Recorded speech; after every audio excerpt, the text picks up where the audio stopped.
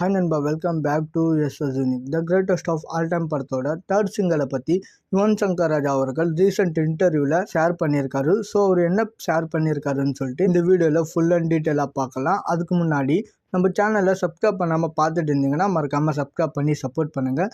சரி, வாங்க வீடியோக்குள்ளே போகலாம்.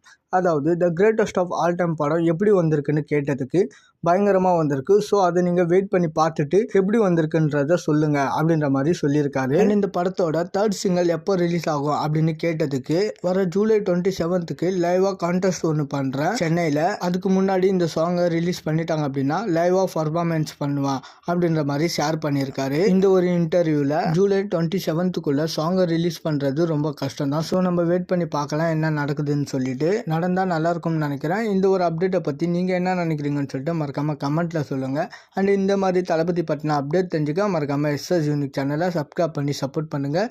இதோட வீடியோ முடிச்சுக்கிறேன். ஓகே, பாய்.